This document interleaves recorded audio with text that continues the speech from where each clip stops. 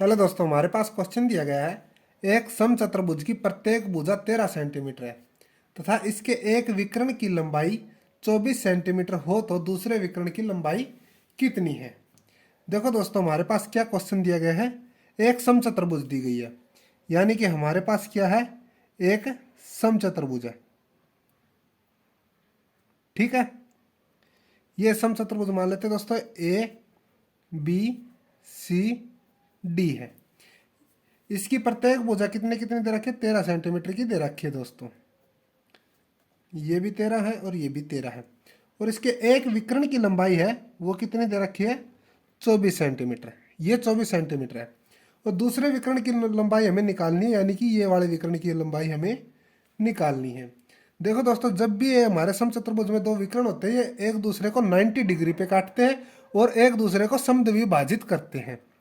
ठीक है, यानी कि ये बिंदु हम ले लेते हैं 2, ये एक दूसरे को बराबर भागों में काटे गए। तो हमारे पास ये विकर्ण दिया गया 24, तो 12 तो ये हो जाएगा और 12 ही ये हो जाएगा। ठीक है दोस्तों, तो अब हमें क्या करना है, अब हमें निकालना है डी और बी विकर्ण की लंबाई। तो अब इसको देखो, ये काटते हैं तो 90 डिग्री पे काटते हैं। ये वाला कोण क्या है, 90। तो हमारे पास ये जो है सी ओ बी, ये राइट एंगल ट्रायंगल बन गई। तो C O B right angle triangle बन गई दोस्तों, क्योंकि इसमें एक 90 डिग्री का कोण है। तो इसके माध्यम से हम क्या निकाल लेंगे, ओ बी की दूरी निकाल लेंगे। जो ओ बी की डिस्टेंस आएगी उसको हम डबल कर देंगे तो हमारे पास क्या आ जाएगा, विकर्ण की लंबाई आ जाएगी। ठीक है, तो ये समकोण त्रिभुज हो गई। ये 90 डिग्री है। थीटा के सामने वाली भुजा क्या होती है, कर्ण होती है दोस्तों। तो यानी कि सी बी क्या है हमारे पास, सी बी है कर्ण। तो हम यहाँ पर दोस्तों उस फार्मूले के माध्यम से निकालेंगे इसके, जैसे कर्ण का स्क्वायर इक्वल में लंब का स्क्वायर प्लस में आधार का स्क्वायर। ठीक है, इसके थीटा के सामने वाले भुजा क्या होते हैं, कर्ण। कर्ण क्या दे रखे, 13। तो यहाँ पर लिख देंगे 13 का स्क्वायर प्लस में लंब का स्क्वायर। लंब क्या हो जाएगा दोस्तों हमारा, ओ बी। ये हमें निकालना है, तो ये क्या लिख लेंगे, हम लंब ही लिख लेंगे इसको। प्लस में आधार का स्क्वायर, आधार कितना हो गया, 12 हो गया दोस्तों ये, क्योंकि 12 इस साइड में 12 उस साइड में, तो 12 क्या हो गया, आधार 12 का स्क्वायर। ये हो गया दोस्तों 169। 13 का स्क्वायर